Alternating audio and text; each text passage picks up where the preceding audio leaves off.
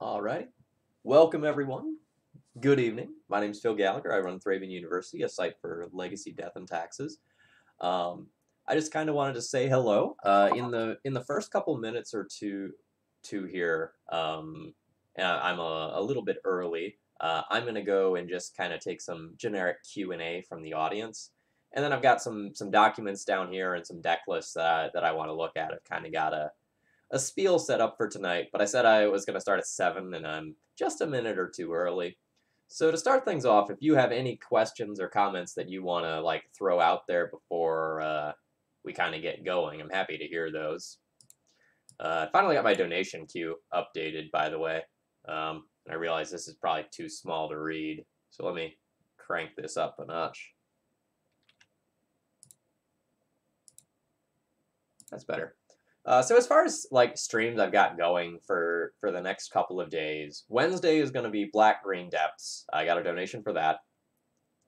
Then on Monday, I was planning on having Maxtortion, but we're going to get the other half of that podcast instead.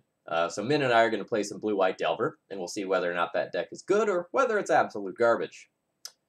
I got a sort of a dealer's choice stream from someone who just wanted to support me. So I think I'm going to try some Black, White, Death, and Taxes, see how that goes.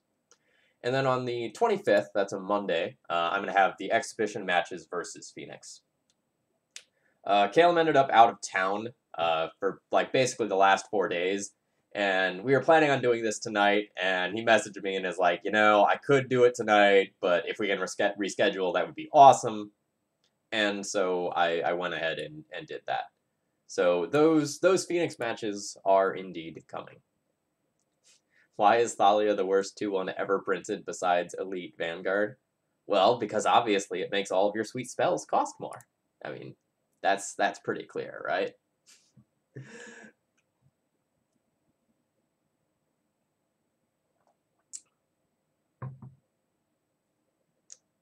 Behind Elite Vanguard, I see.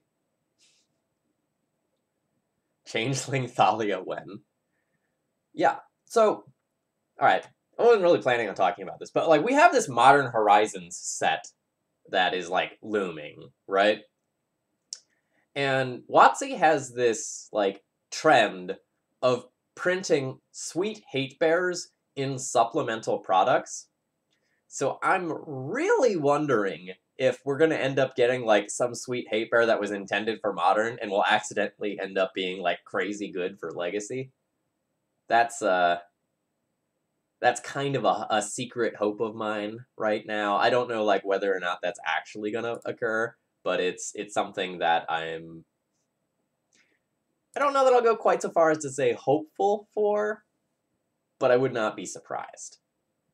Oh yeah, I totally would bet on Containment Priest being in the set, like 100%. Like, A, it seems like a good card for Modern.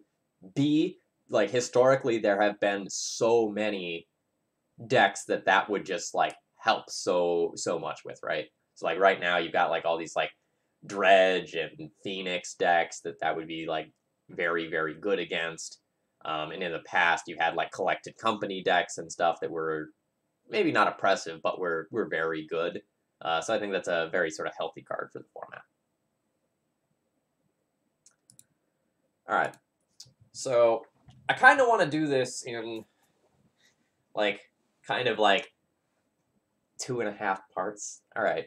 Phil needs to look up a card. What is that? Nope, that's not the command. Exclamation mark card. Vanafar.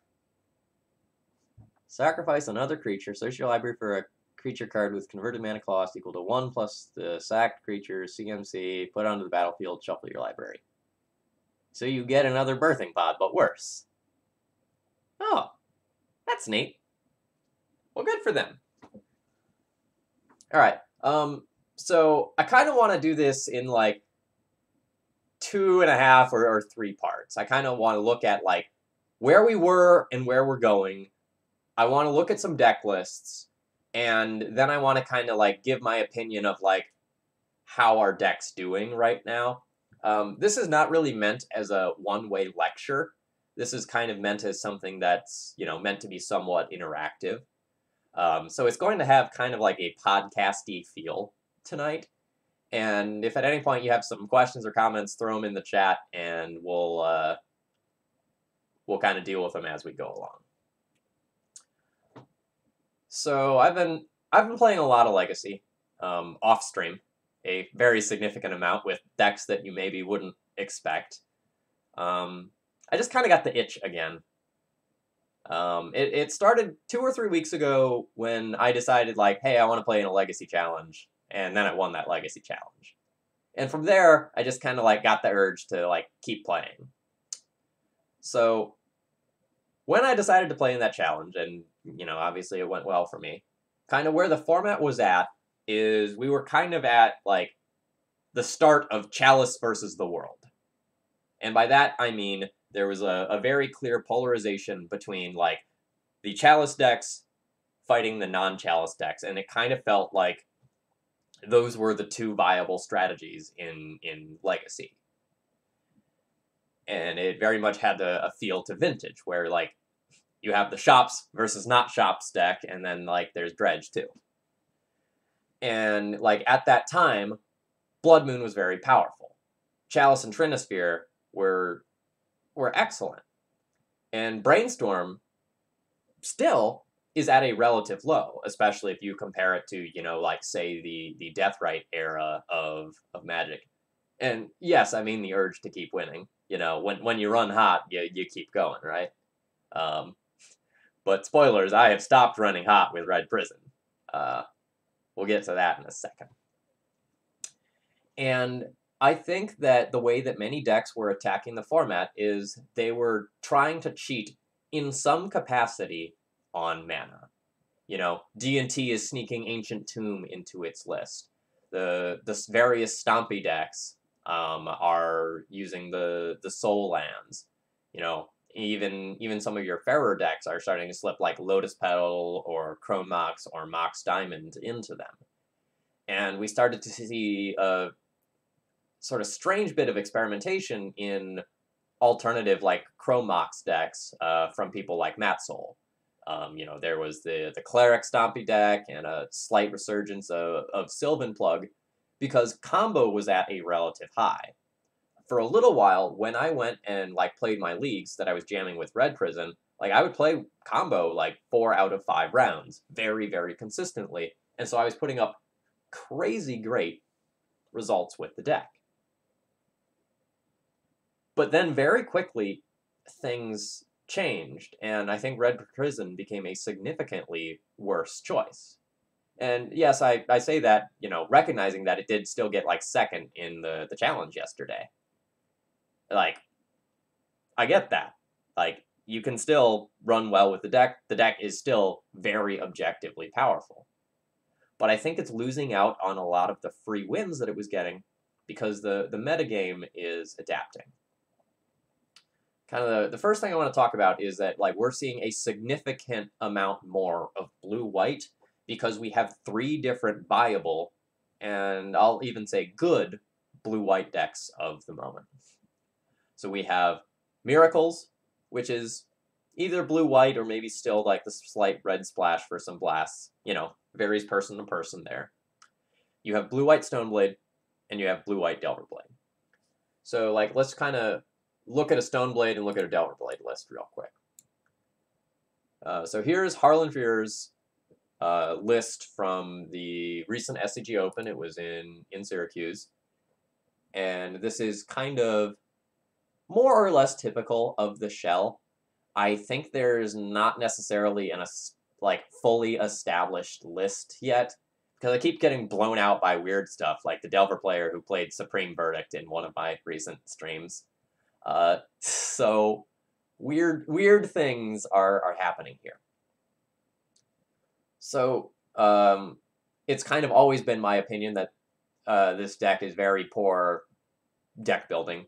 You have Swords to Plowshares in your Delver deck. You have Daze in your Jace deck. But, here this deck is putting up results. So despite its awkwardness, it's still doing really well. Why? Well, let's look what we're coming from. We're coming from this Blood Moon Chalice Trinisphere world, where like these red prison decks are maybe not like oppressive, but they're very popular and very good. And you know what people don't want to play against as red prison? A deck that has, hold on, a Delver deck that has 6 basics. That's not good. That has Stoneforge Mystic for Batterskull, which is really, really good against those goblin tokens that have to attack every turn. Let me tell you. And it doesn't want to play against True Name Nemesis. So this deck has 6 basics, plus Stoneforge and Batterskull, plus True Name.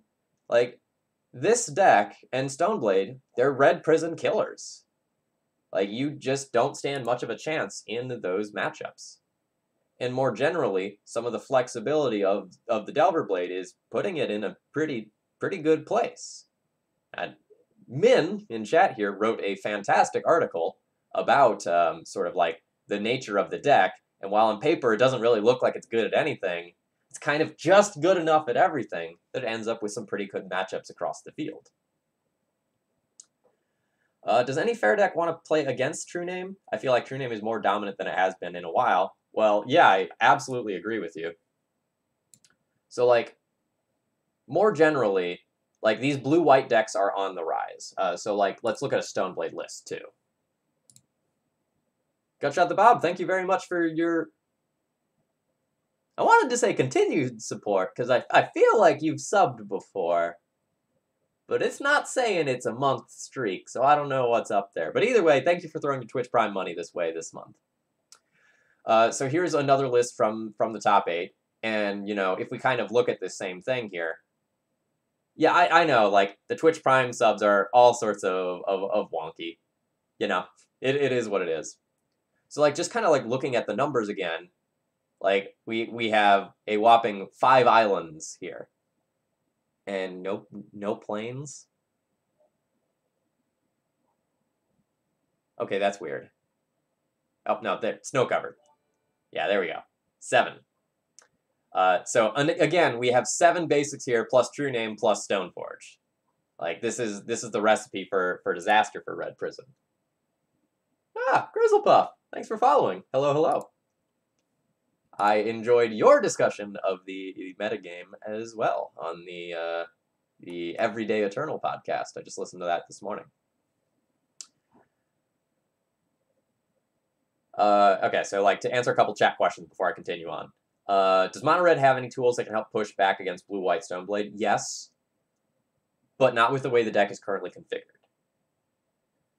So, like, Ensnaring Bridge is pretty good against True Name Batterskull, but right now the Mono Red Prison plan was go all in early and quick, you know, play more Lotus Petals, play more Trinispheres, so you really have to retool Red Prison if you want to, like, make it work. And Bob, yes, that was my experience as well. I spent a good amount of time this week playing around with various Chalice decks, and I felt like Stoneblade was just beating all of them relatively consistently. Like, even if you take them off of, like, the 1-mana spells in, like let's say in a post-sideboard game, like, the threats that they want to resolve are not at 1 CMC, and they have enough other stuff to do that they can play a really reasonable game of Magic even when Chalice is on the field. And you end up seeing things like Disenchant and EE and, like, Council's Judgment to answer it, so, like, it's not a hard lock either.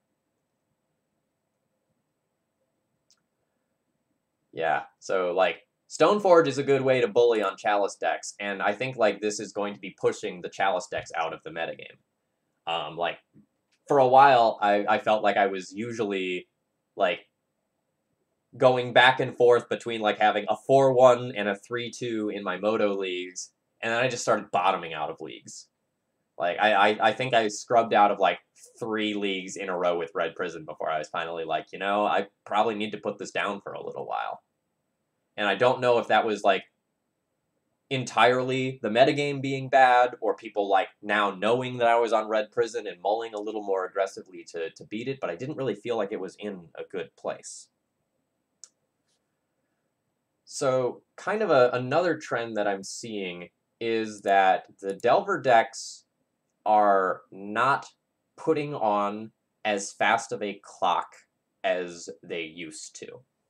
So like, let's look at this blue-red Delver deck that took down the Open in the hands of Rich Callie, who is a very, very good player.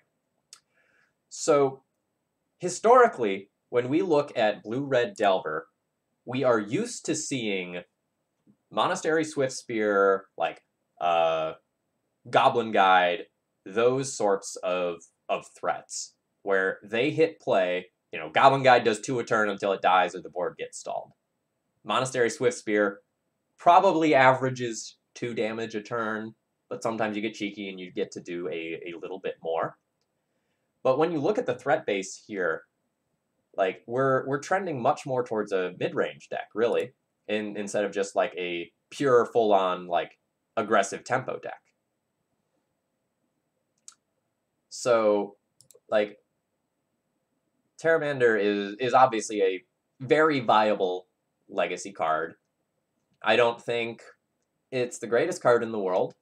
It does some things really well. Like it's really cool that it enables like light up the stage very well, and it becomes a great endgame card. But it's kind of a mediocre early game card though. So you get a little bit more time to set up against this Delver deck. Like, the games just aren't going to goldfish as quickly in terms of damage. You're not seeing anything like Thought Scour here to just, like, try and turbo these things into 5/5s. So, just, this probably isn't going to kill you as quickly as an old version of Blue-Red Delver. And similarly, this probably isn't going to goldfish as quickly as Grixis Delver does with sort of like the Gurmag Anglers, which are just like these 5/5s out of nowhere. But again, kind of thinking about the mana base, we have real basics again. Not really want what the, you know, Chalice Blood Moon deck wants to be seeing. So, kind of keeping in mind that like these blue-white decks are on the rise, the Delver decks are slowing down. We have more basic decks. You know, this kind of leads to this trend where the Chalice decks that were super, super popular and extremely good 2-3 weeks ago now feel just bad. Like, Red Prison is still probably the best Chalice deck, but if you're not getting just like infinite free wins, why are you signing up to play Red Prison? I don't think you should be. And the games are lasting a little bit longer. I don't know how long this last one is going to continue to be true, because we were kind of pushing out the combo decks here with all the Chalice, and so we might end up like seeing some of the combo decks coming back now. And kind of on that note, all right, let's talk one more Delver thing real quick. Let's throw this list out here.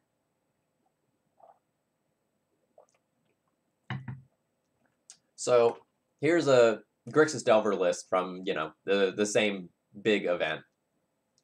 Notably, no island here, which I won't say it's a mistake, but I'm much more scared of Delver decks with island than not, as of right now.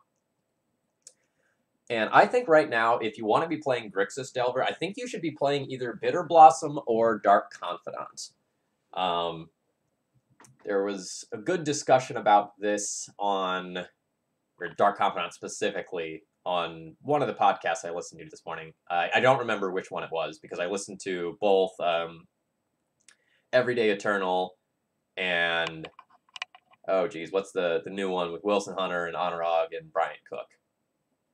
Eternal Glory, there we go. I listened to both of those back to back, so they kind of blurred together in my mind. But I think right now, with the games slowing down, it's probably okay to try to like grind against these various blue-white decks with things that are going to lose you some life and give you some cards or give you some advantage in some other way. So I really like these 2-drop threats that go and are sort of like must answer immediately, or they generate a large amount of advantage over time. I'm not sure whether or not I like Bitter Blossom or Dark Confidant better. Like, they're obviously very different cards. They're answered in different ways. But I think one of them is probably very good. So if I was a Delver guy, I'd be looking to one of those two cards. Now, like, they have disadvantages. So, like, Dark Confidant, for example, doesn't really get into the red zone very well if there's a board stall. You know, something as stupid as a Phyrexian Revoker, you know, we'll sit there and stonewall it or force a trade. You know, so again, it does also contribute to the idea that, like, the decks can be slowing down a little bit. But I think that's okay. You want Skeletal Scrying to be good again. Have you tried Cube, friend? That's probably your hope for that card. All right. As far as decks that might be sort of posed to get a little bit better, I'm not sure where Depths falls. I sort of feel like in a world where we're trending more towards these, like, fair bluish decks, that just producing a 2020 is a fine way to beat them. The issue is that a lot of the fair blue decks that we're trending towards right now are also white. And so, like, you have to deal with Swords to Plowshares. It's obviously beatable, right? Like, you just, like, duress them and, like, have crop rotation for Sajiri Step in order to beat it. But I kind of wonder where this deck is trending. I don't know for sure if we start to see sort of a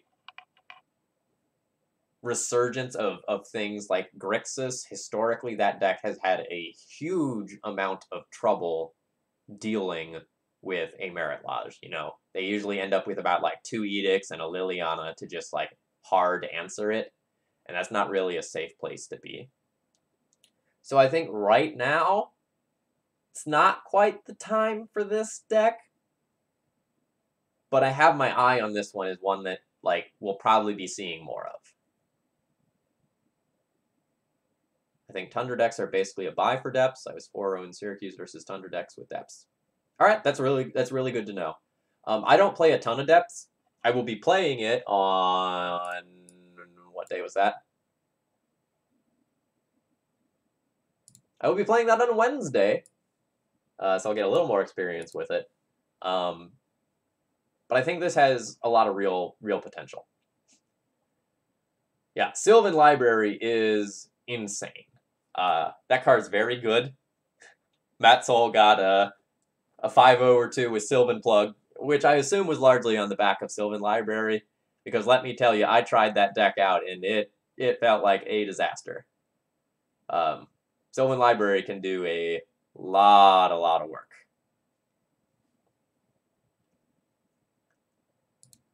I historically have thought that Sylvan Library is one of the, like, the best non-blue cards, but a lot of times it doesn't see more play because, like, decks that are playing Brainstorm and Ponder, you know, kind of fulfill half of the role of that card in that capacity. Welcome. So, like, this is kind of like what I think about things, and now I just kind of want to, like,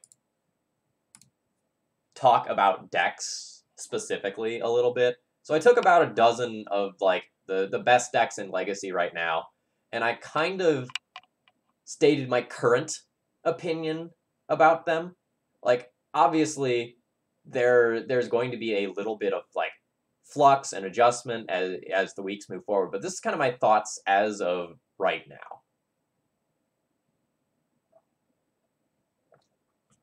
So I'm gonna admit something to you, chat. I played about 5 or 6 leagues with Ant over the past week, because I kind of thought that Ant was going to be one of the best combo decks in Legacy. I think if you are, like, looking to go and play a combo deck, I think you have, like, I think the 2 best choices are just Ant and Black-Red Reanimator. And you kind of, like, choose your battles.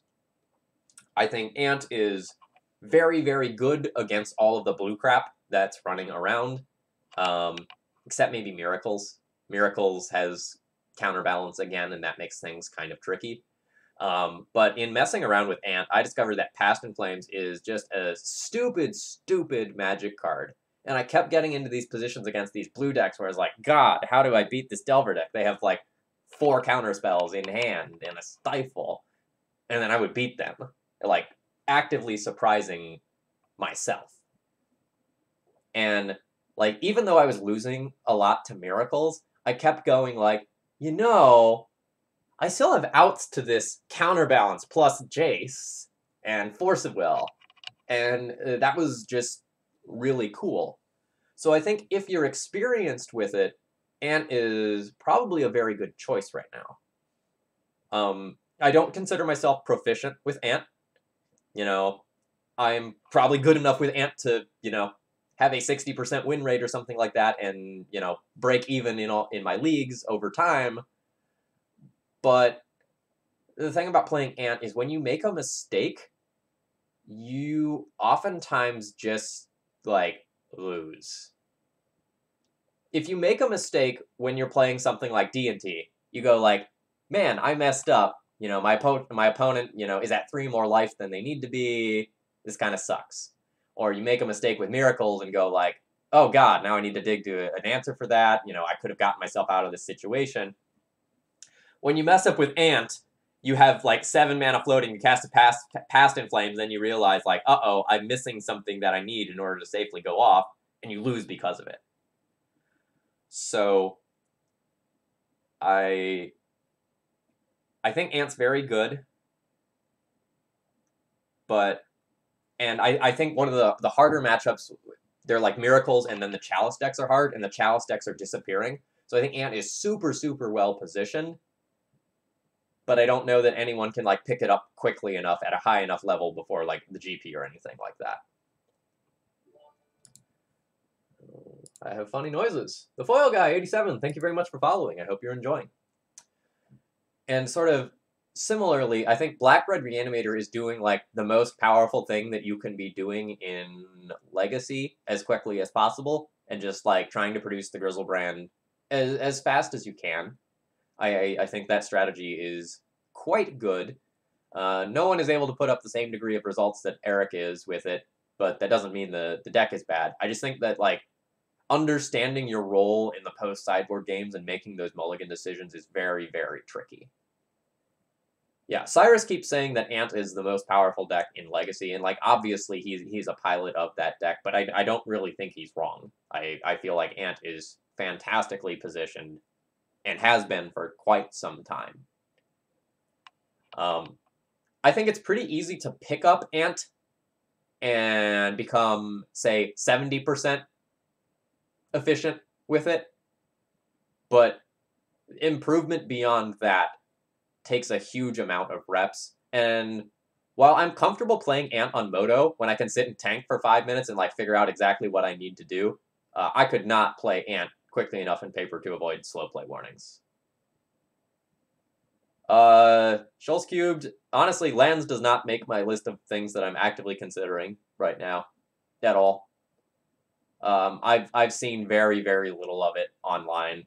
I think it's like 2% of the metagame right now, more generally. It's just, it doesn't have the numbers for me to spend the brain power thinking about it. And I think a lot of lands players have switched to depths just because they have the flexibility to do so and it's in their skill set. And just to kind of like round out the combo, I think Sneak and Show was a very, very good choice 2 or 3 weeks ago. I think the deck was great against like the Blood Moon decks and the Chalice decks that were running around, just because like both of your primary win conditions are playable through Chalice. You know, you can get very quick wins just like on turn 1 or 2 with like land or Lotus Petal plus Soul Land, and just like show and tell and try to go for the win. And there wasn't a lot that Red Prison could do against that. It was a very bad matchup. This is a deck that also doesn't like care about like the True Names and Stoneforges that are running around. You know, they go turn 2 Stoneforge, turn 3 True Name, Sneak Attack, Emrakul, off Lotus Petal, die. Doesn't matter. So this is a deck that I think was very well positioned. I think is going to continue to be a strong choice. I don't think it's better than and or Black Red Reanimator, but I think it's still very good. And I already kind of like hit on depths a little bit. I think this is a good sleeper pick. This is a deck I think to keep your eye on. I think it might improve. But really, I like this deck because it has Dark Confidant in it right now. Sort of the slow or medium depths, to use some of the preferred terminology, that play like the Dark Confidant package. I think they have a good way to just like go and grind through these fair blue decks. So if these fair blue decks go and, you know, point a Swords to Plowshares at your Merit Lodge, and you get 20 life, you get to leverage that life to get back into the game. And I think that's just like a very good way to sort of attack these blue-white decks. Again, I like these like 2 mana, like lose some life, get an advantage cards right now. As far as the Delver decks go, and I really hate to admit this, I do, because I hate this deck, I think Blue-White Delver is probably the best Delver deck of the moment. It has good flexibility, it has a lot of basics, it has Stoneforge Mystic, it has True Name Nemesis. I think that is a wonderful place to be. Now, I think that Blue-White Stoneblade is a better deck. I would register that in a heartbeat over Blue-White Delver, but I think Blue-White Delver is probably the best Delver deck, and it like really pains me to admit that, because I hate that deck. I think it's bad deck building, and I think there are some terrible versions floating around online, but here we are. I think that if you're playing Grixis Delver, I think you need to muck with your list and find something that feels good. I say this as a non-Delver player, but just kind of like looking at Grixis Delver right now, it seems fine. It doesn't seem exciting. Seems like it has a fine set of cards, but I'm not super excited by like the traditional Grixis Delver lists. The Grixis Delver lists I've liked that I've seen have had either Confidant or Bitter Blossom in them. And again, I'm pretty hot on those sorts of cards right now.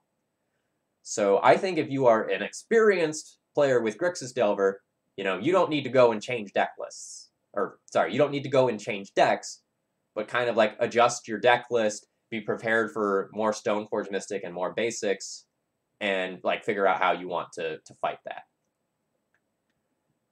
Oh, Morphling, like, thank you for saying that. Thank you for saying that, because like that was a card that I was thinking about earlier, but I forgot to put on this list. Like, let's add that one over here.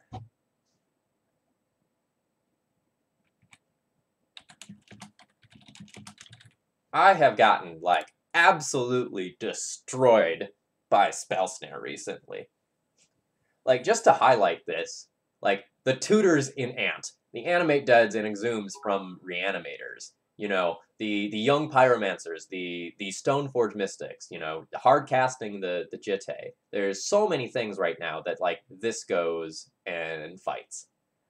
Yeah, let's get some Thalia bits in there. Spell Snare, awesome suggestion. Like that card is great. I don't actually know that like Chalice on 1 is actually all that great right now. Oh, you mean it hits Chalice on 1? Yes. Oh god, yes. That's come up a few times. I had a Sylvan Plug League where I got just like bullied by Spell Snare.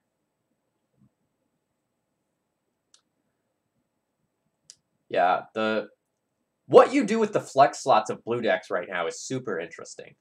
So like Rich's deck list with Blue-Red Delver from the Open, for example, was really heavy on 1 mana red removal.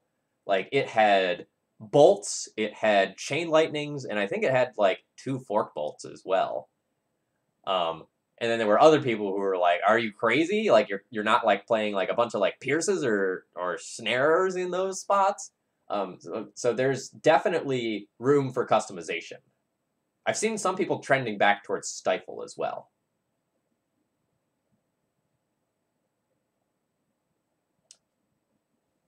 Yeah, Bob. You and I have been in very similar places this week. I found it really humorous. Like, I sat down and I started grinding Ant, and then I got paired against Bob. I'm like, all right, I'm playing against Delver, and then we played the Ant here. It was kind of like, all right, Bob, you have the same thoughts I do right now. This is a good affirmation that I feel like I know what's going on. Let's see. Maverick has been sweet as of recent. The -1 effects and D&T-specific hate has some players sweating for answers for anything bigger than a 3/3 like Knight. Choke has also been great with so many blue players moving to basic lands and blue duels. Yeah, I'm not sure how I feel about Maverick. I left it off the list. I've been thinking about it. Yes, there is also the possibility that Bob and I both have no idea what's going on. It's totally reasonable.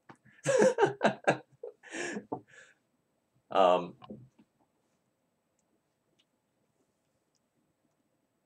right, Maverick. Yeah, so I don't know how I feel about Maverick, because if I play Maverick right now, I want to be running Zealous Persecution. But at the same time, are we far enough away from the red prison train that I want to run the 3-color mana base? And I don't know that the answer is yes. And, like, a bunch of the blue-white Stoneblade decks are still playing back to basics, and Miracles is as well. And I don't know where that leaves me on Maverick, which is kind of why I left it off the list. Somebody was talking very well about Maverick in one of the Grinder chats. Maybe it was, like, Matt's. It was probably Matt's, and he felt like Maverick was pretty well positioned right now. I also don't know. I don't know what my Maverick list would look like right now, because I feel like I would want to have a lot of cards in the sideboard. Like, if I played Maverick, I'd want 2 or 3 Zealous Persecution. I'd want 2 or 3 Choke. I'd want a handful of Graveyard Hate cards, and then I'd also want some stuff that, like, goes and fights against some of these combo decks while having overlap with Control. And, like, I feel like my sideboard would just get very full. So, like, maybe that means that I'm supposed to, like, if I run Maverick, I'm supposed to run a bunch of discard. And, like, I'm supposed to go a little bit heavier on the Black Splash than I've done in the past, and play, like, 3-ish Thoughtseizes, or maybe, like, 2 Thoughtseizes and an Inquisition or something like that. Yeah, and let me tell you, I played some Plug, and it didn't feel good. The other thing about Maverick is that, like, I've been considering, or not considering, I've played some Maverick that had Chalice in the sideboard, and that was kind of interesting. But again, I don't know that that's, like, where I want to be right now. 4-color Loam is probably fine. I don't feel great about the deck. I don't feel bad about the deck. Deck's probably a solid choice. But I think the complexity of the deck and the price point are going to keep people from switching to 4-color Loam unless they've already played it before. So, like, if you were, you know, saying, like, what do I play at the GP? If you haven't been playing 4-color Loam for a few months, you know, probably don't pick that one up.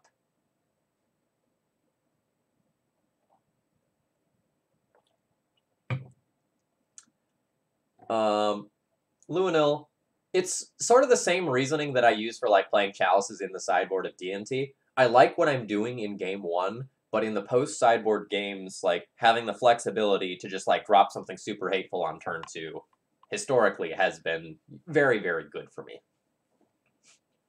And I'm not drawn to, like, Maverick over 4-color Loam. Like, I've messed around with both. I think both are relatively good decks. Speaking of relatively good decks, just kind of, like, transitioning to the Control side of the spectrum and ignoring Alurin for the moment. As soon as Alurin puts up some results, I'll consider that deck again. But I fear its time in the sun is gone. So, like, I liked Alurin in the Deathrite Shaman era, and I just feel like that deck lost out on a lot when that card left. I feel the same way about Food Chain. Food chain is, like, obnoxious for blue decks, though. So, like, if we keep, like, trending down this, like, blue-white, like, not dominance, but, like, if 25% of the metagame ends up being blue-white decks, then, like, Miss Hollow-Griffin is fucking obnoxious. The card never goes away. Like, Swords to Plowshare it, I cast it again. Trades with a Delver, goes to the graveyard, they get it out somehow. Like, Gurmag Angler, or Relic of Progenitus, or something stupid. So I would be more willing to give Food Chain a try rather than Alurin. Oh, it certainly looks interesting. Okay. I don't know that I can quantify why I feel this way exactly. But I feel like Grixis Control is becoming a worse choice. And this is just my impression based on what people are playing on Magic Online and how I felt playing against Grixis Control in the last couple of weeks. I've been messing around with a lot of stuff, and I've never felt just, like, too under the gun with Grixis Control. You know, when I was playing Red Prison, like Culligan's Command, it's an annoying card, but I didn't care too much about most of the other stuff that they were doing. When I was playing Ant, they were ripping my hand apart with discard, and then, like, I was just having inevitability with Past in Flames, and I didn't really feel too bad about it. So, it feels to me like one of two things is happening. Either the Grixis Control deck feels like it has a bad matchup against some of the stuff that's on the rise, or some of the players that were playing Grixis Control are now gravitating towards, like, other fair-ish blue decks. And I think it's the second one. And I think we're, like, leaving the period where Grixis Control is going to be 8% of the metagame. And I think we're going to, you know, see this downtick a bit, and it will be, like, 5% of the metagame instead. It will still be a fine choice. You know, Culligan's Command is a good spot to be in this world of, like, everyone is wanting to play Stoneforge Mystic, because you can often set yourself up for the, like, 2-for-1s of, like, Answer the Stoneforge and the piece of equipment that they fetch up. But I just don't feel great about that deck. I'm just, like, not sure if it has the conversion rate that it needs to have. It's still going to put people into high place finishes. I think there was one in the top 8 of Syracuse. But I don't know. I personally just don't feel great about Grixis Control right now. All right. So, like, obviously I'm gonna talk about D&T, right? Oh, I guess obligatory comment on Miracles. Miracles feels great. You know, I don't need to, like, beat the blue-white horse anymore, but, you know, it's good. What I've noticed with decks running more... Oh, so you've noticed decks running more hand disruption and less reactive counters. Oh, I see.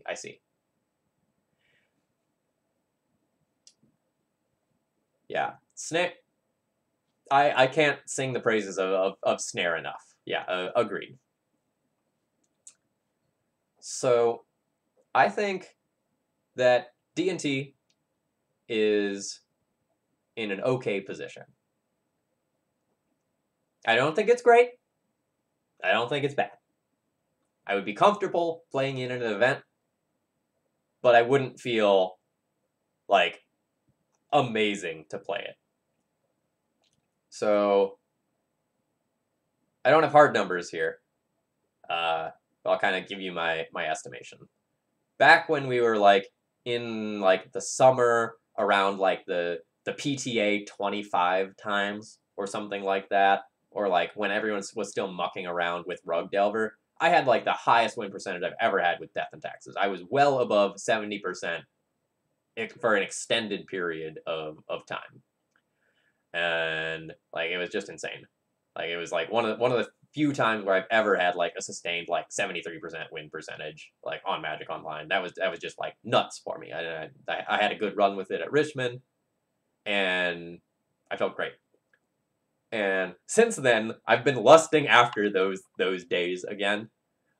D&T right now probably feels like a 65-ish% win rate deck, maybe, where like if you know what you're doing, you're going to have very good results with it. But I don't feel like the positioning is just insane. Yes, unless your moto name is Scabs or your real life name is Thomas Enevolton, in which case it doesn't matter. You're the best damn legacy player in the world, and you could beat people to death with like 20 islands and 40 ham sandwiches. Yeah. If you splashed black, would Wasteland Strangler be worth testing?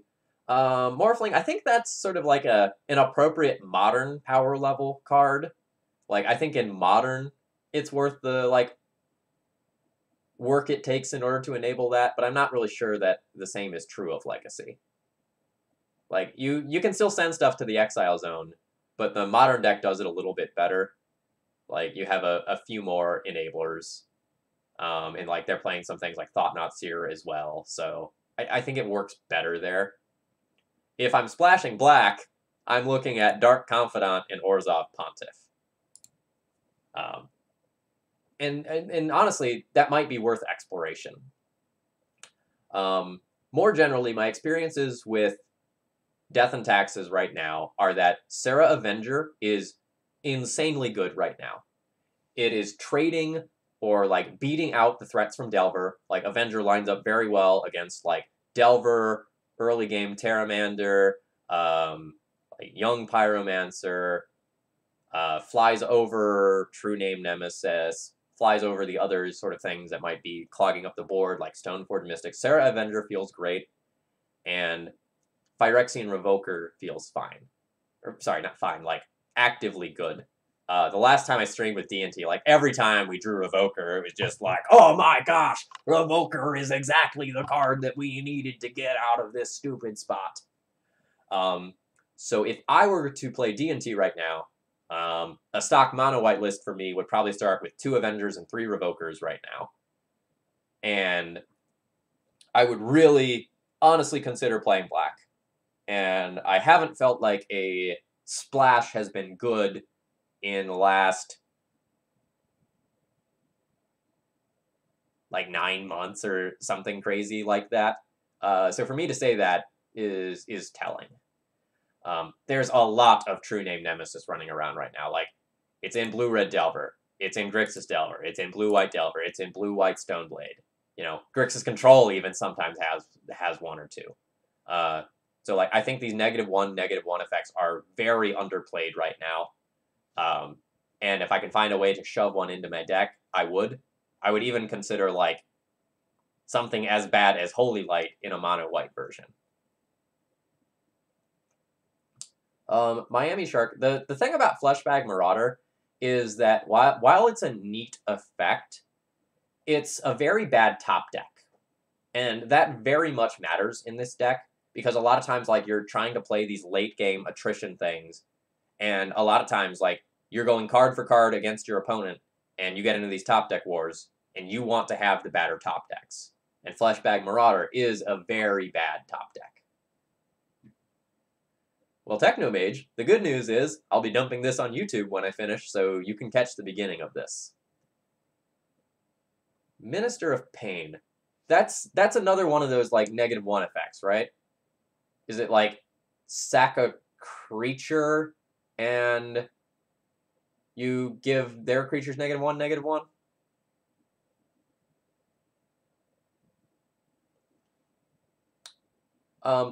So the decks that I have up here are kind of representative of the decks that are really on my mind right now.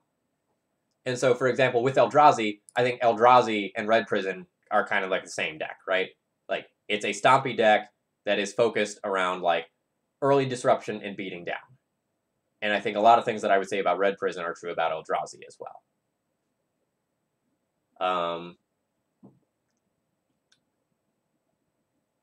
Sorry, Mordock, could you be more specific? What did you top 8 your Legacy 2K with? Which deck felt great? With Red Prison. Okay, great. Thank you. Yeah, so personally, like, with Red Prison, I am very worried about the rise of Stoneforge Mystic and basic lands right now. Any love for Death Shadow? Not really. Like, I don't think Death Shadow is a better Delver deck than any of these right now.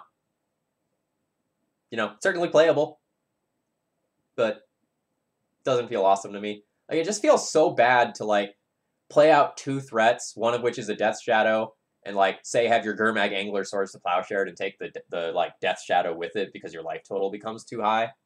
So, like, I'm not super keen on Shadow right now. If I splash black with D&T, would you only splash for Pontiff and Dark Confidant, or would you go deeper? That's a good question.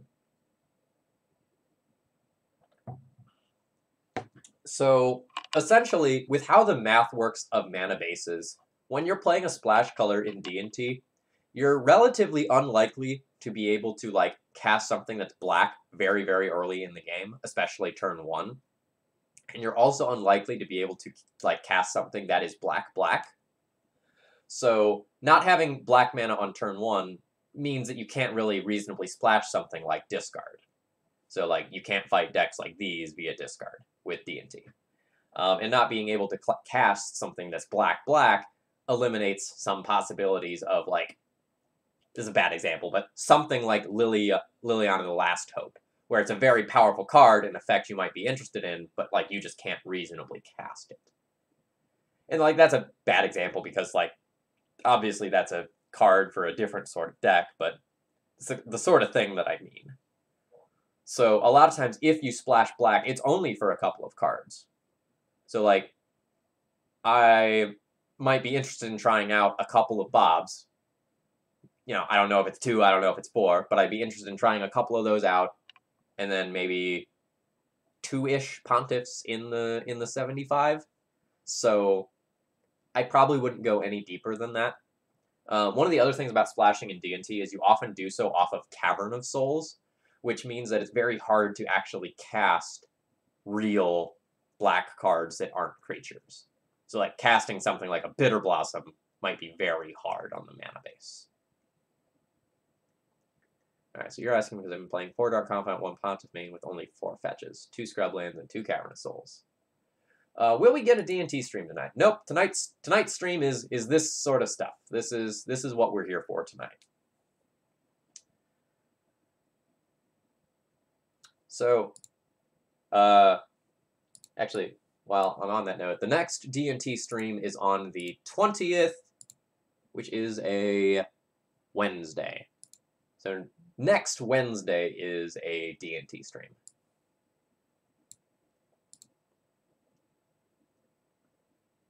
Oh god, Morphling. I have so much praise for the Legacy format right now. I think it is very healthy and very interesting. I think there's some tension in it, but I think we've been seeing the rubber banding back and forth that is good and interesting.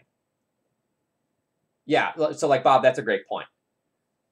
Like, I don't think you can reasonably play a Delver deck right now that doesn't have basic lands in it. And that's so weird, right? Because historically, Delver has just been like, you know, like, fuck it. If you moon me, you moon me. I'll, like, try to win with Young Pyromancer or Lightning Bolts. Like, I'll figure it out somehow. And oh, this video format. Well, that's great too. So we'll come back to that in a second. But yeah, I think there's a lot of boomeranging right now about, like, trying to beat specifically the cards Blood Moon and Chalice of the Void. And I think the metagame has responded to that and has found a healthy way to go and beat it. But yes, historically, people have quite enjoyed these little, like, pseudo podcast like discussion streams quite a bit, and thank you for that feedback. Should Golgari Charm be on your list of well-positioned cards as well? Yes, Mordock, absolutely. So, like, these are sort of like examples, right? And these kind of, like, fit archetypes of things that are good. All right, sorry, I'm gonna refill my water here. I'm, like, talking a ton, like, 2 seconds.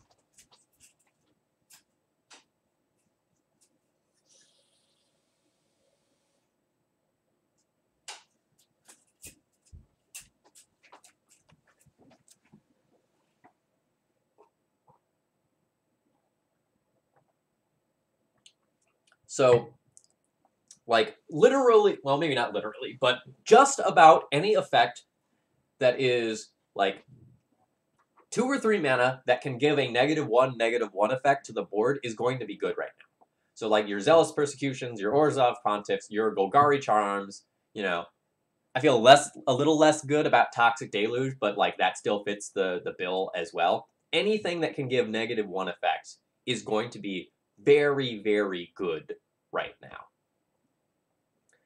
Similarly, I think any, like, 2-mana card that gives you advantage over time or gives you card advantage is pretty good. So, like, I already talked about, like, Bitter Blossom fitting this bill as well. It's kind of like similar to Stoneforge Mystic, right? Where it's a 2-mana card that you can play and it has just a huge impact on the game. That's a good place to be, and that's part of what is making, like, these spell snares so good.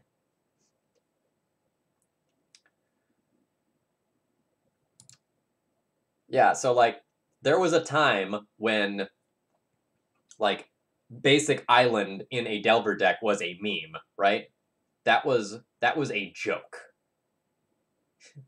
There were rumors of, like, people losing bets and having to run an island in their deck. Like, you know, that was kind of like the degree it was.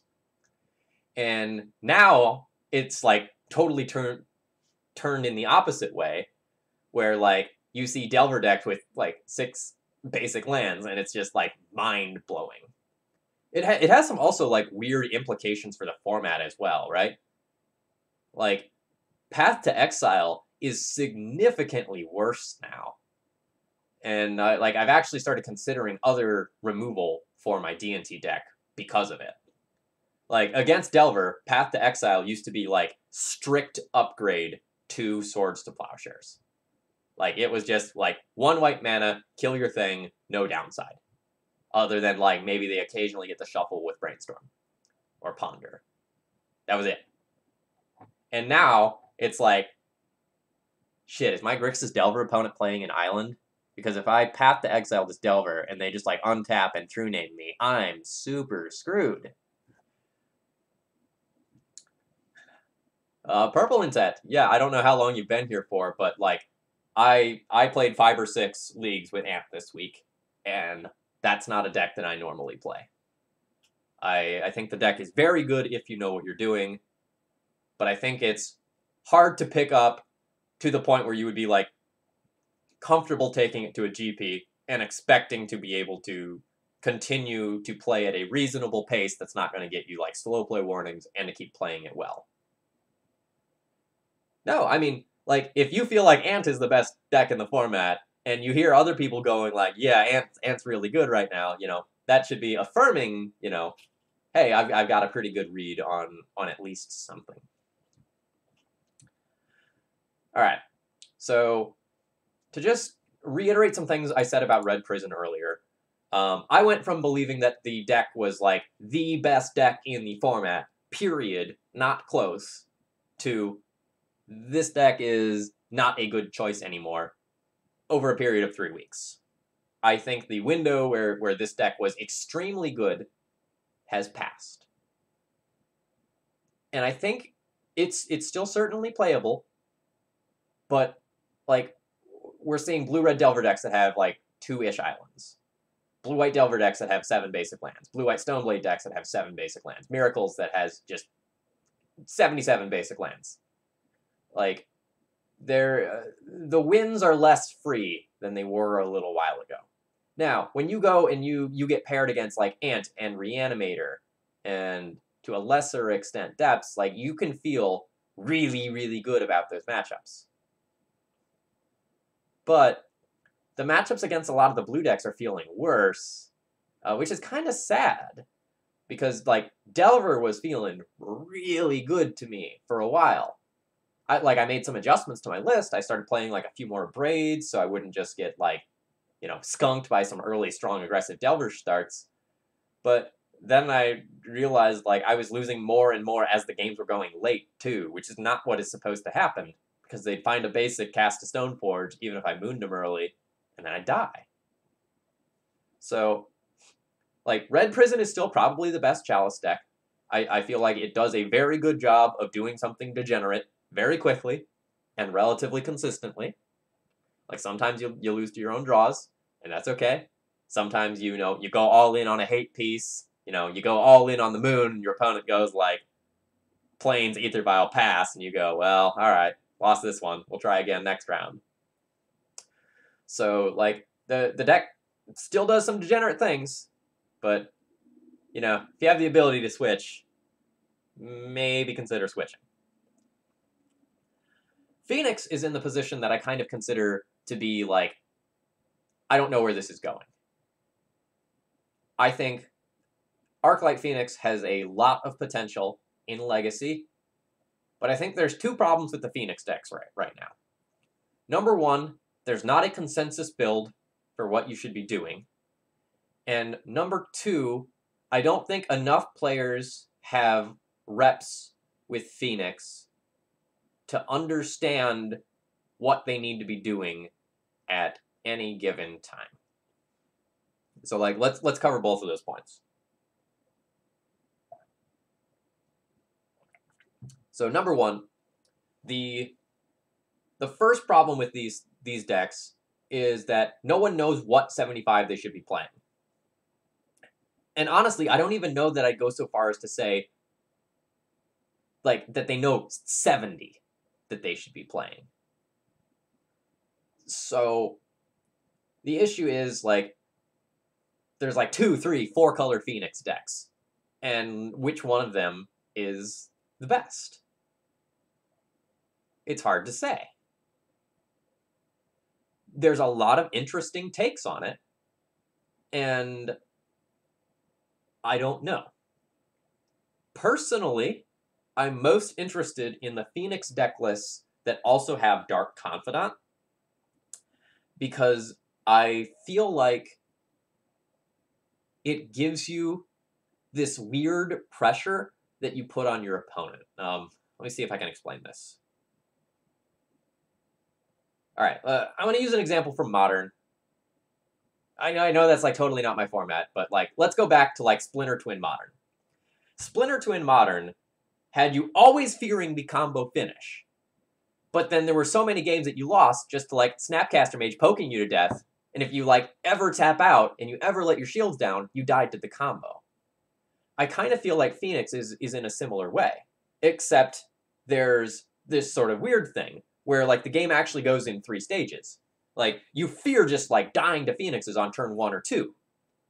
And then you reach this mid-game where the Phoenix deck just kind of, like, plays something like a Bob, and then you're like, oh god, I need to deal with this. This is a problem. They're just going to get a bunch of cards and beat me, and just, like, start hardcasting Phoenixes.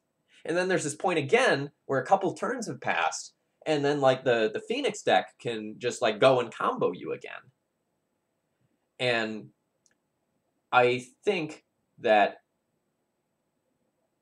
like, on both sides of the battlefield, this leads to really interesting and intricate gameplay.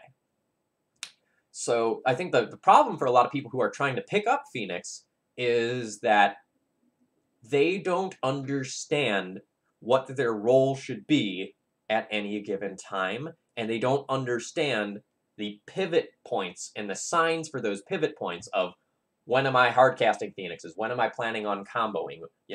When am I the control deck? When am I the aggro deck? When am I the combo deck? I just don't feel like a lot of people understand that well yet. I hope that makes sense. I don't know that I've articulated that quite as clearly as I wanted to, but I hope that at least gets the general point across of what I'm trying to show. So, like, there was a really good screenshot from EW Landon a couple weeks ago, like, where he was playing against D&T, and he was just, like, saying, what do I do with this Thoughtseize? And, like, it was clear that, like, he and I had approached, like, the roles and the positions of both players very, very differently. And I think it can be hard to understand what you're supposed to be doing with Phoenix.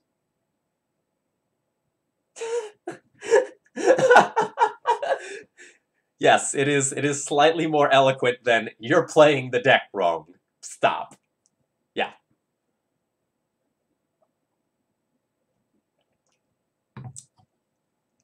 I think Phoenix is hard to play, and that's part of the reason why like I haven't done a ton of streaming with it.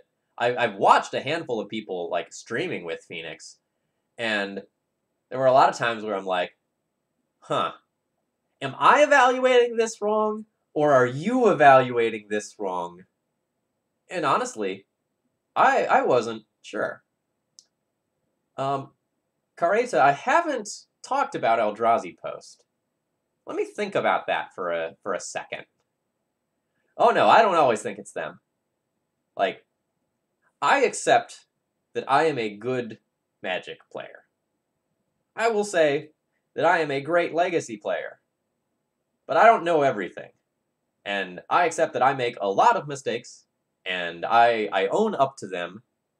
And I've learned a lot recently, and I've been spending a lot of time off stream working on learning other decks. And so like I honestly go into other people's streams and I sit there and watch, and sometimes I don't know whether or not I'm doing it right or they're doing it right. And I've learned a lot by just like really giving thought to watching other streamers and seeing what they're doing. Oh, so two cool things in chat. All right, so let's talk about Eldrazi Post, and then we'll talk about like D&T Graveyard Hate, because that's something I did want to talk about too. Okay, so Eldrazi Post. I feel like Eldrazi Post has inevitability, in most matchups. I feel like against a lot of these like slow blue decks, or sorry, not slow blue decks, against like these like blue tempo and mid-range decks, if you get to resolve any of your big cards, the advantage that you get is probably insurmountable. Like, you're playing against Stoneblade, you resolve an Ugin, you get to minus that. Like, what are they supposed to do? Like, cry, right? Or even something simpler, like if you're playing against like a blue-red Delver deck and you even just like resolve a giant walking ballista and you go and just like ping off all their threats, like that's very terrifying. I could see Eldrazi Post being good and viable. Like it's also like sort of an awkward deck for something like Miracles to deal with, and if some of like the red prison type stuff starts going away, like that deck could see a rise.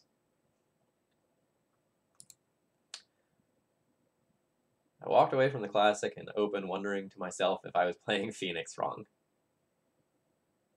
Yeah, I've definitely felt that way before. I actually had a really neat conversation with EW Landon the other day, where I essentially admitted, like, I've tried to play Reanimator a number of times, and I just don't get it. Like, I feel like I'm approaching the deck wrong, I feel like my win percentage isn't what it should be, and then he was like, yeah, I feel the same way with Amp. Like, where he just, like, doesn't necessarily get how to, like, play that at the right level, and, like, some of the sequencing things, and how to evaluate hands, and with Reanimator, like, I always felt, like, so unsure about, like, what to do with the post-sideboard games. Yeah, alright, so, like, game 1 Lackey, like, turn 1, like, game 1, Black-Red Reanimator, easy. Like, looking at your sideboard cards and figuring out how you want to sideboard, and, like, hey, do I keep this opener that has Wear Tear but, like, is missing both combo pieces? Those decisions are a lot harder for me. Alright. I'm going to add some notes to myself here just at the bottom of, like, things that I want to talk about. Alright, so let's talk about Burn. Let's talk about Grave Hate.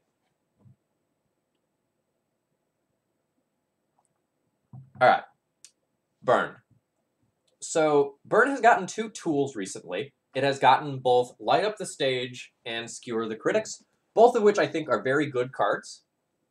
I think they will see play off and on in Burn, and maybe even, like, Delver lists from time to time. And I don't think those cards are going anywhere. Here's the problem with Burn right now, though. Like, while the deck has gotten more powerful, we're seeing this uptick in Stoneforge, right? And an uptick in basics. So, like, one of the great ways that, like, Burn can go and just like absolutely ape people and get super free wins is with the card Price of Progress. Like, that often ends up being realistically like a 6-mana burn spell in a lot of matches because people need lands and they don't have the luxury of fetching basics. Now, like 7 basics, oh, Price of Progress is going to feel pretty dead. Oh, and these decks have Stoneforge, Batterskull, Jitte? Ugh. I don't think that's necessarily a good place to be. Alright. Yeah, so like people laugh at me when I say like, yeah, I am ready to wasteland myself against Burn. Like I will throw away 2 cards to save 2 points of life. That's fine. It's how that deck rolls sometimes. All right, so we got a D&T specific question. All right, Rob. All right, one more thing on Burn. It could be that Price of Progress does end up becoming a sideboard card rather than a main deck card in Burn. Yeah. Yeah, sorry, Luminal, 2 points of life per land. Yes, 4 points total. But sideboard Price of Progress would be weird because, like, historically that card has just been nuts in Burn. But if they have more copies of consistent 3-mana cards, or sorry, 1 mana 3 damage cards, you know, maybe they don't need it. So Zurin Orb is indeed alive and well. All right. So let's talk about Grave Hate specifically in D&T. I've been musing around with replacing my surgical extractions with Tormod's Crypts. I haven't pulled the trigger on this yet, but I've been thinking about it. Let me explain why. As I've said a couple of times, I spent a week playing Ant, and in that week, the number of times where like my opponent sat there with a Tormod's Crypt and stared me down, and I lost, was pretty high. Whereas I lost very few games to Surgical Extraction.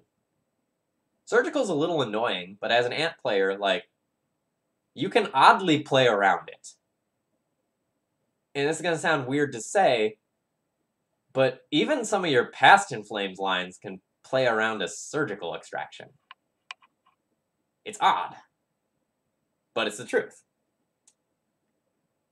But Tormod's Crypt is much scarier, especially when you back it up by a threat. So when my opponent went, like, turn 1, like, Delver, Tormod's Crypt, pass, I was like, ah!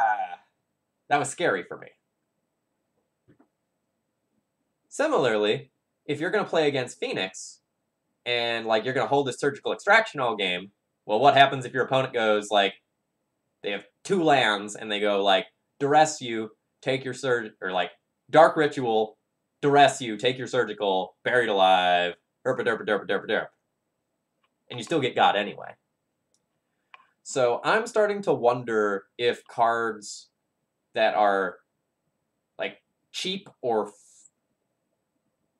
I'm starting to wonder if some of the artifact-based Graveyard Hate might be as good as Surgical.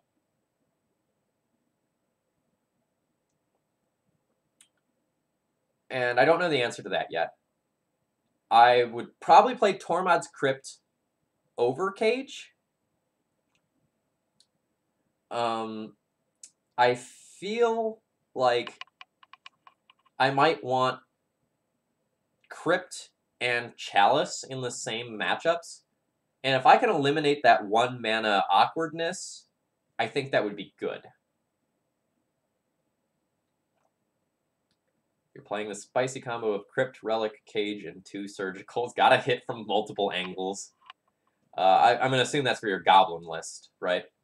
That seems solid. Like, if you can devote that many cards to it. I don't know how many cards D&T can, like, devote to Graveyard Hate right now. All right, let's look at a recent D&T list.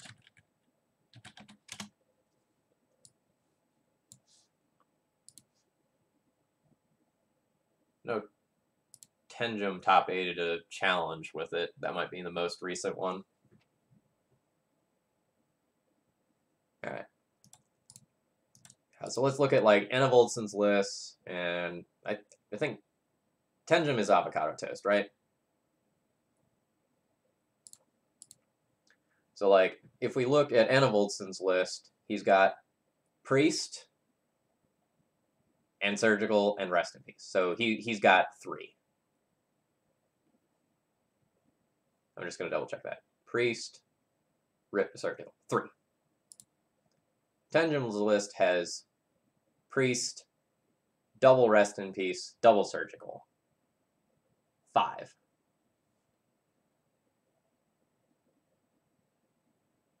Senior Larson, yes. Let me finish my current thing, and then I'll quickly walk you through that. So, a lot of times, like historically, like going back 2 years or so, like Death and Taxes played 6 Graveyard Hate cards. And at the absolute minimum, your sideboard started with, like, in those days, it was like 2 Priests, 2 Rip, 2 Surgicals. And now I feel like our slots are a little bit more strained, and we don't necessarily have that luxury anymore. So I don't really know how the Graveyard Hate is supposed to look right now, because there's this weird tension between, like, you wanting your cards to be fast enough for Black-Red Reanimator, but you also want your cards to have an impact in these, like, fair matchups where things go long and your opponents are randomly playing things like Knight of the Reliquary, Punishing Fire, Loam, and whatnot. Yeah, so, like, Rip gives you the overlap versus fair, but, like, I don't expect Rest in Peace to do anything versus Black-Red Reanimator. Like, if it does, great. But in order for them to not produce a fatty on turn 2, like, something had to be wrong with their hand. And I often feel like I need turn 0 or 1 interaction of some degree in order to do enough. So, one of the things that I'm currently evaluating with, like, my Death and Taxes lists is, what do I do with my Graveyard Hate? Alright, so Senior Larson, just quick thing here. As far as donation deck lists go, below the screen there is a donations sort of like box, and it has my PayPal. So you can either like use that link, paypal.me/ThrabenUniversity, or you can like just PayPal me directly at this email. Can I spell my own name? And you PayPal me $12. And then you can either send the deck list to me directly, or when you PayPal it, you can like submit a link to that deck list, and then I go and add it to the queue.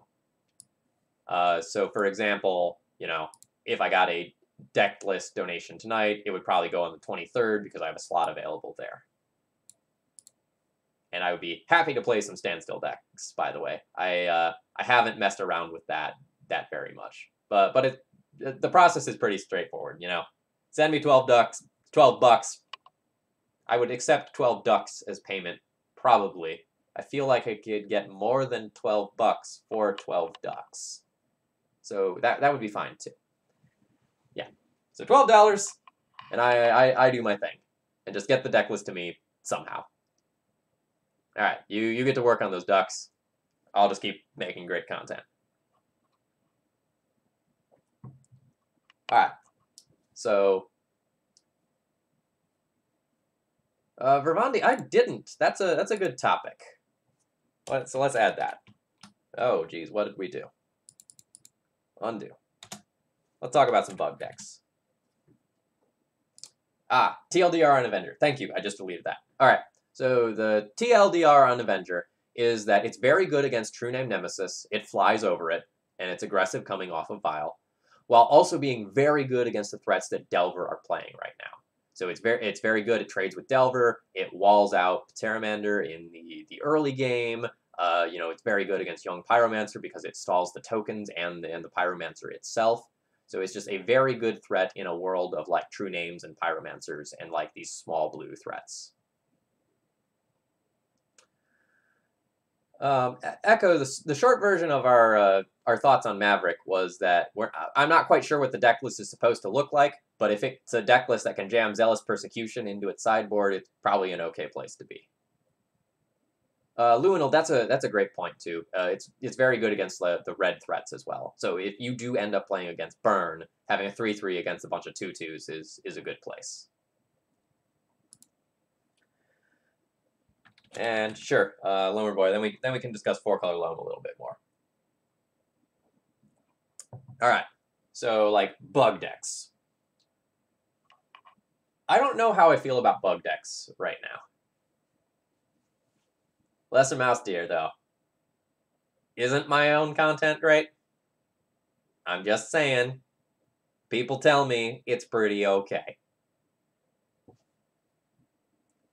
I'll toot my own horn. I'm having a good day. I'm having a good time. I feel like I can do that. Side note, I feel like legacy content creation is in an awesome place right now. Like, if you want to listen to a legacy podcast, there are great options available to you. If you want some legacy content, like we have people like Min and Max who are like working on becoming new content creators, and you've got people like, you know, myself and Arkin and Anurag who have kind of been on like the content creation grind for a little while and who are just continuing to put out, you know, solid stuff consistently. So if you were like wanting to be a legacy player, if you were like wanting to just consume legacy content right now, like it's out there. It's so available currently. All right. End aside.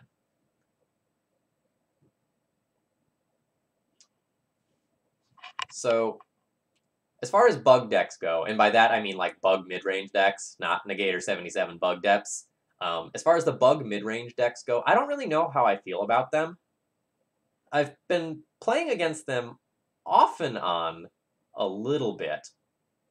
And I've just never felt like they were insane. Like, I legitimately played against Shardless Bug the other day. And I legitimately played against someone who was just playing, like, Sylvan Library, Leovold, Planeswalker pile. I played against someone who was playing, like, Bloodbraid Elf, Shardless Agent, like, Waterfalls, 4-color Cascade. And every time I saw one of these decks, my thought was kind of like, well, why? What is this doing better than everything else in the format?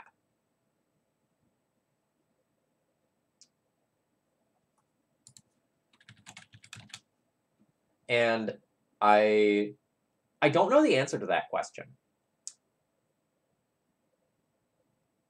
Yeah, I don't know how to say that name, but I agree. I don't know if it's going to be like a French name and that X is actually silent. Unclear. But Yeaux, however that is pronounced, they had an interesting list.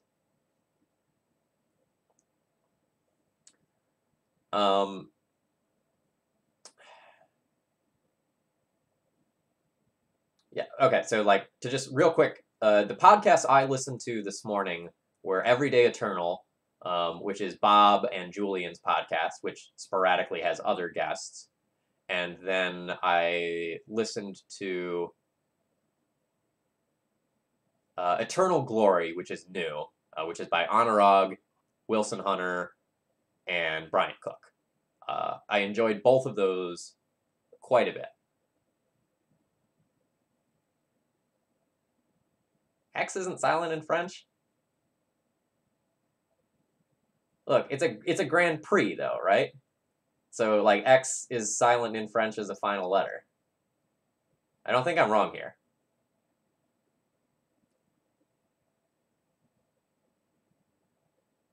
Although I'm questioning myself, but I'm pretty sure I'm right. Okay, yeah, sure, Moxel. Let's take the middle ground and say X is sometimes silent in French, and then we can't be wrong.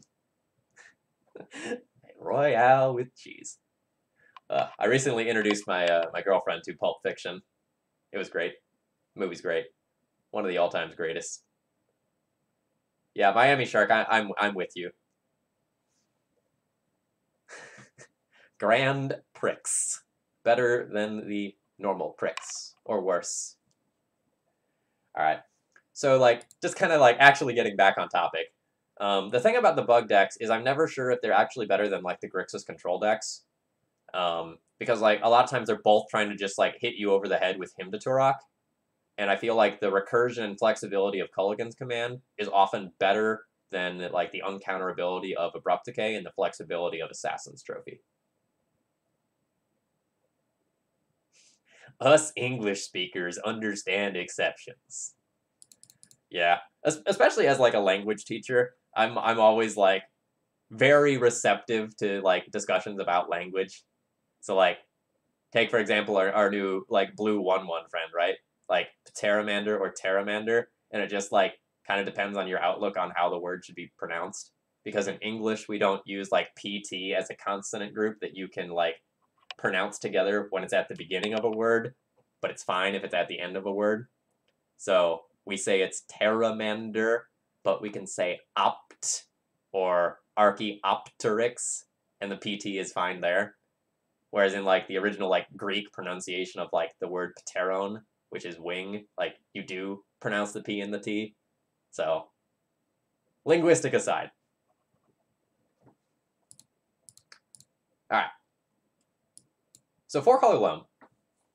Four-color loam might be, like, a good compromising point between, like, what Red Prison is trying to do and a more, like, viable mid-range strategy.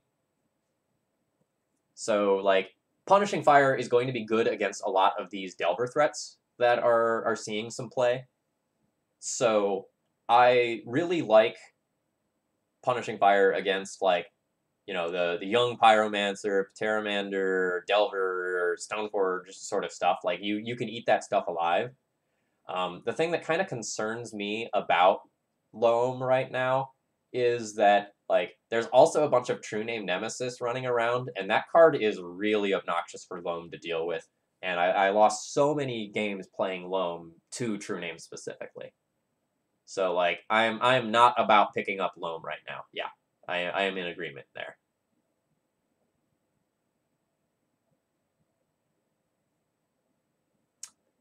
All right, chat, I'm going to run to the restroom real quick. I'm going to just sort of, like, give this as your opportunity to throw any questions you have in the chat, and then I'll sort of, like, come back and address them in just a minute. So I will be right back. Actually, I'm not even going to go to my Be Right Back screen. I'm just going to, like, leave you with this for a second.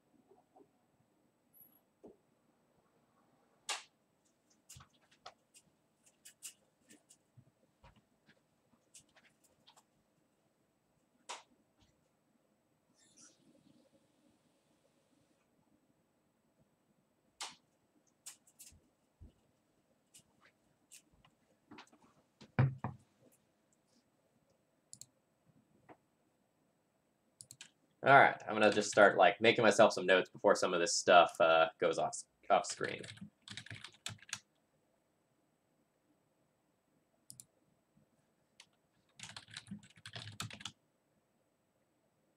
Ah. So, number one, what do I think of Restoration Angel right now? Unsure.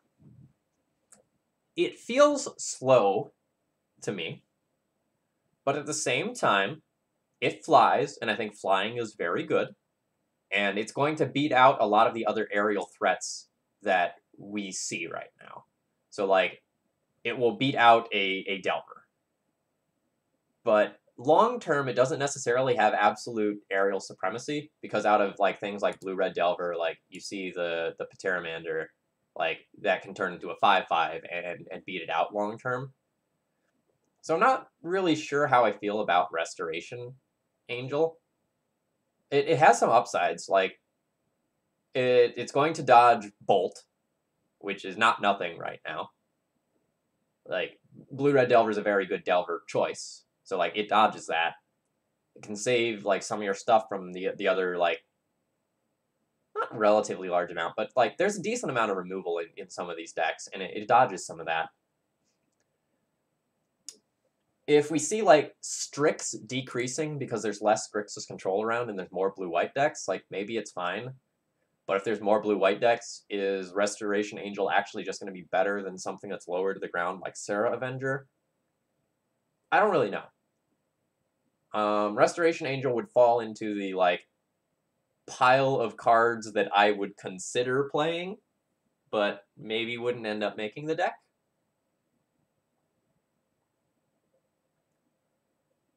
I don't know how I feel about it. So to me, Phyrexian Metamorph in Death and Taxes is like the same as Darkfleet Daredevil, in that it allows you to do some absolutely absurd and busted things that you normally can't do, but it's a card with a super high ceiling and super low floor, and is often a terrible late game top deck when the boards are empty. Like when you're in like the mutually assured destruction mode and like you both destroyed everything each other has and you top deck the Metamorph, it's not good. But similarly, if the game's like locked and you get to copy something stupid, it can break the game open. So like it does neat things.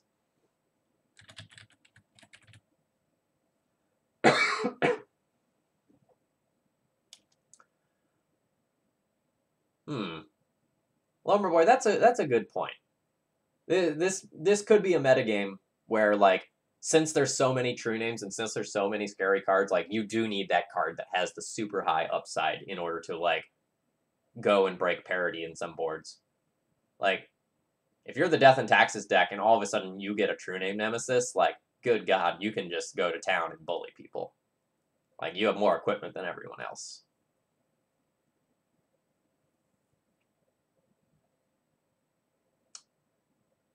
All right, so what do I think of Dead Guy Ale? I've never felt like Dead Guy Ale has been like an insane deck.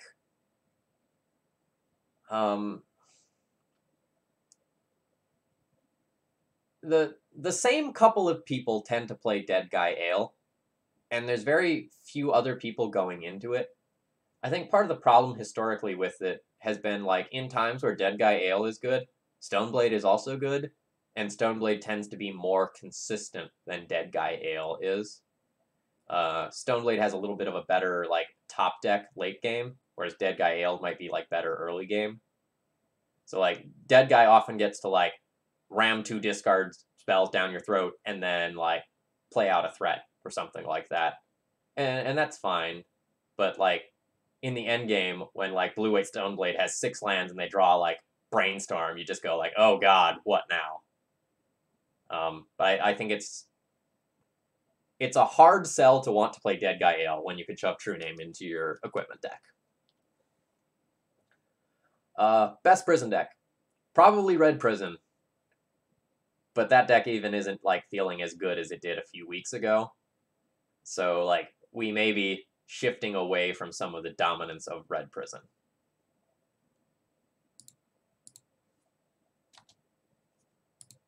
Yeah, and like one of the advantages of Dead Guy Ale is like being able to play things like, say, Zealous Persecution.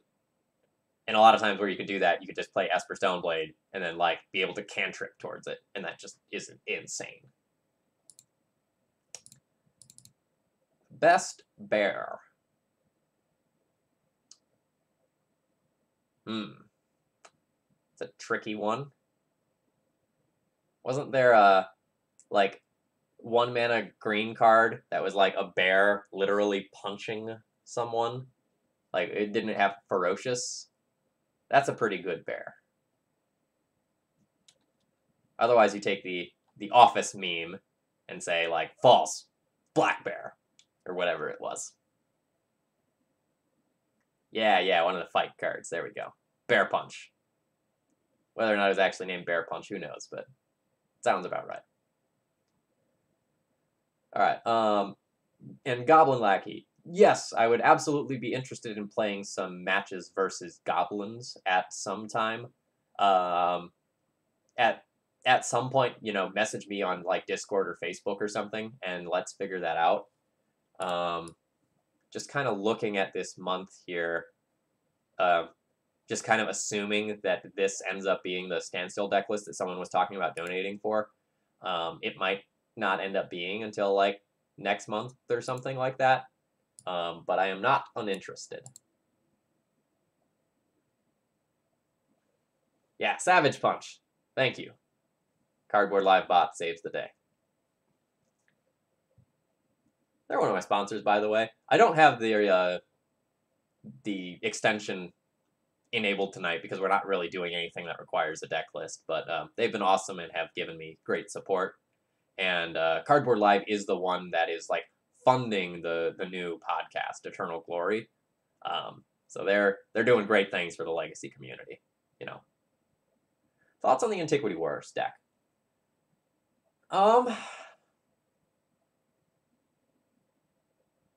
It's fine.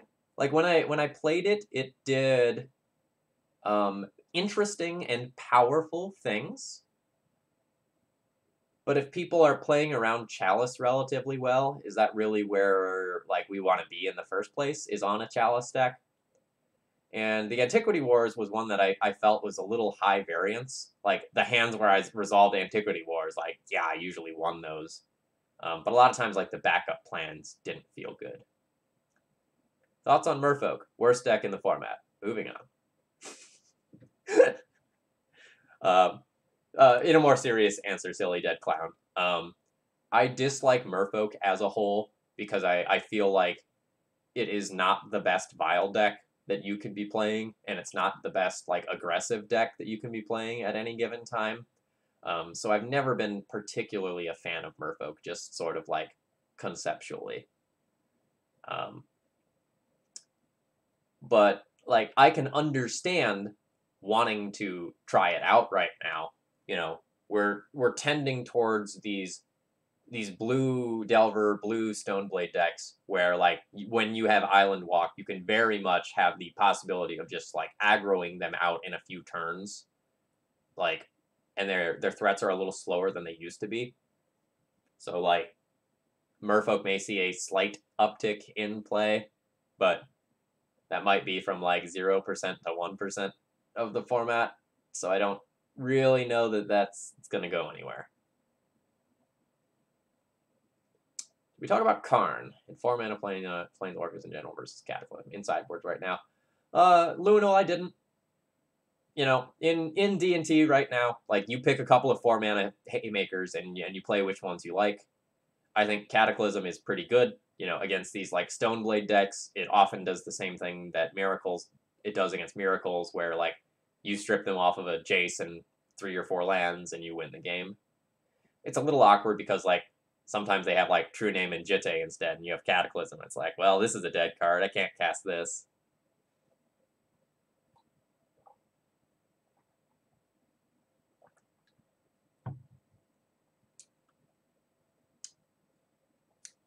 But yeah, I think the D&T sideboardings could use a little bit of retooling, but they're not in too bad of a place.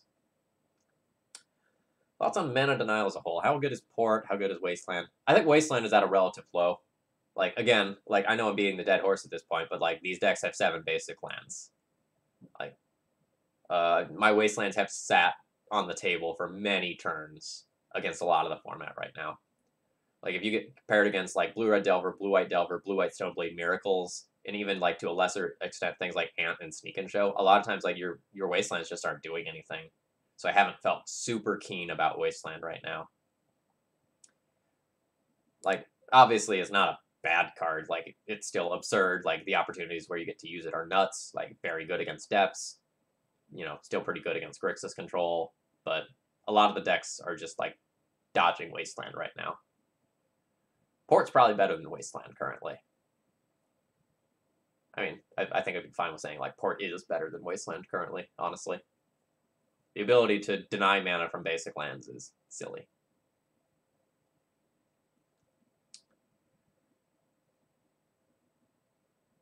Alright. I think I've sort of run the gamut of what I want to say. So I'm gonna just kind of like one more time open the questions up to the chat. Is there anything that like you want to talk about here that I haven't covered or that you might have missed earlier?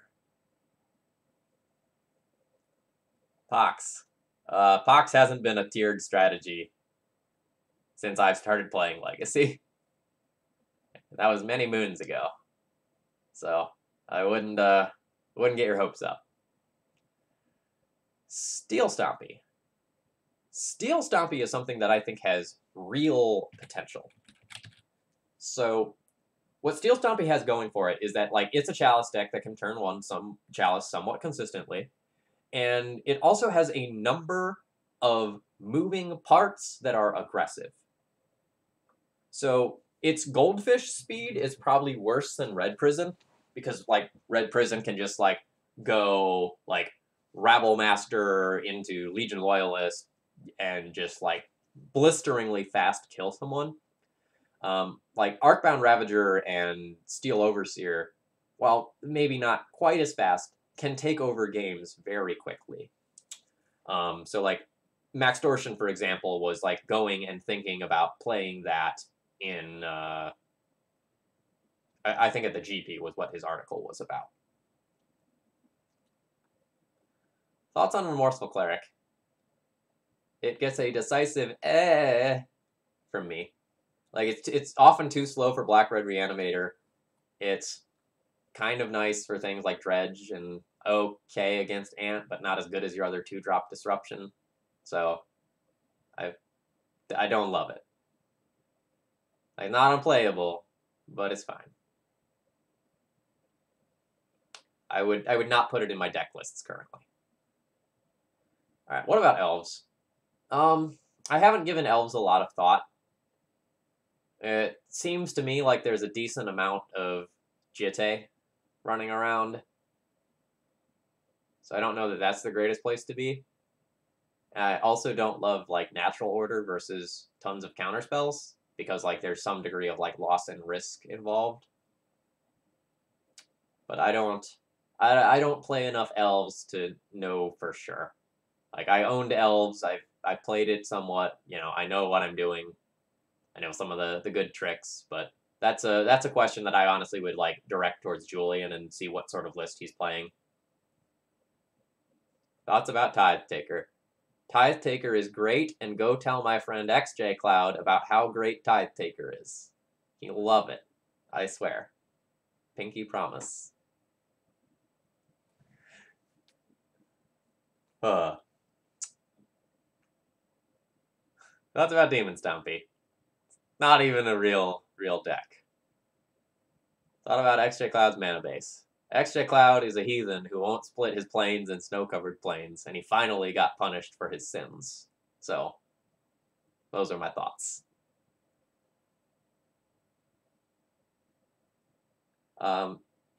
Infect has been fringe for a while, Violin a creature.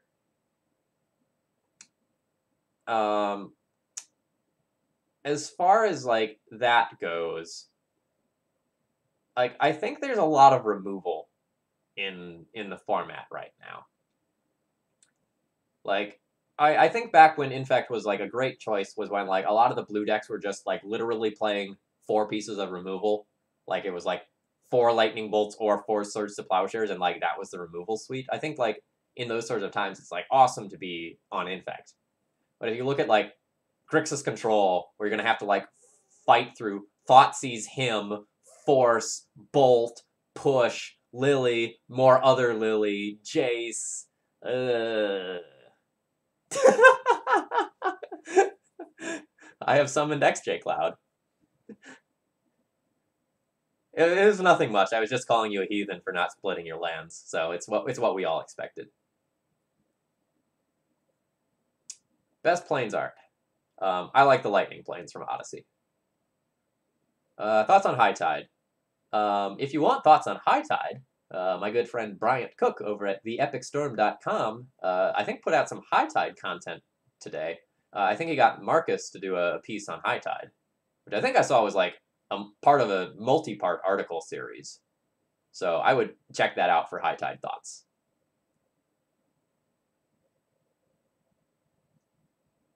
Heartless Summoning.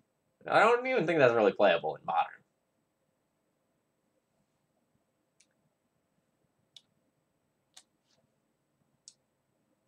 All right. So I just kind of want to like do a generic recap of some of my takeaway thoughts here and start wrapping things up a little bit.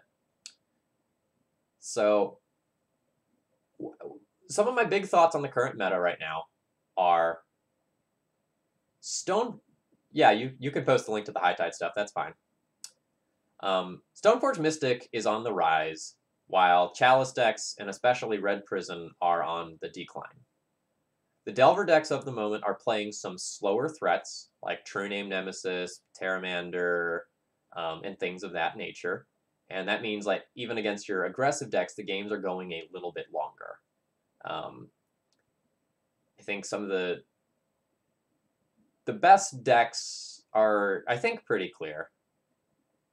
Like, Ant and Black Red Reanimator are probably your best combo deck choices, followed like slightly behind by Sneak and Show. Miracles feels like the best control deck, not particularly close.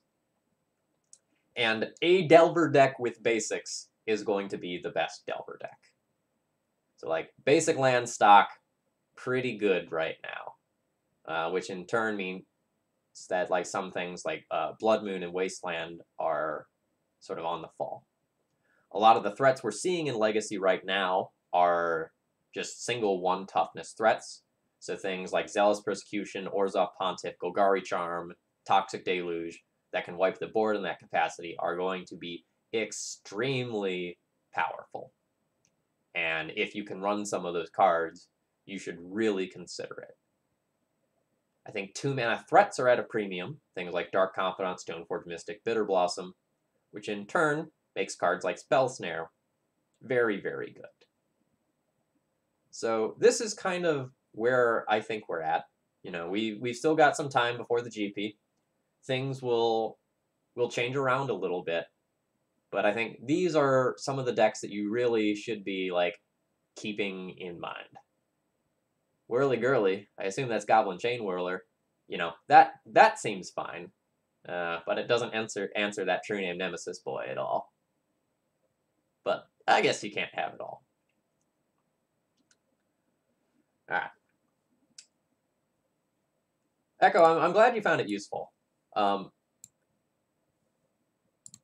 lot of people don't necessarily have the time or like the resources to sit down and like kind of do this sort of research themselves and figure out like, well, where is the metagame going? You know, this week on Moto, you know, I've played a lot of matches. You know, in the last week, you know, I've probably played like 10 leagues or something like that. You know, not necessarily with good decks or decks that I'm like proficient with. So, you know, I didn't up the trophy count. Like I was teaching myself Ant and trying out some alternative Chalice decks that all went very, very poorly. But, you know, a lot of people, they get, you know, 3 or 4 rounds of Legacy once a week at their local shop, and that's all they get. And so, like, getting this bigger picture can be hard if you have limited access to Legacy. So I'm happy to do stuff like this. All right, so I'm going to be back on Wednesday with some depths, and then I won't be doing a Saturday stream this weekend. I'll be going to Triad Anime Con in North Carolina. But I will be back again on Monday, streaming some Blue-White Delver with Min. And if you've enjoyed this content, please consider doing something to support my stream, whether that's following or subscribing or doing something neat like a donation deck list to get some great content on stream here. I've enjoyed playing a lot of the things that I've had the pleasure to do the donation streams with. Maybe with the exception of that one Enchantress stream that will like live on in infamy forever. That one was special. So thank you all for joining me tonight. It looks like my friend Arkin is still streaming, so I'm going to be hosting him.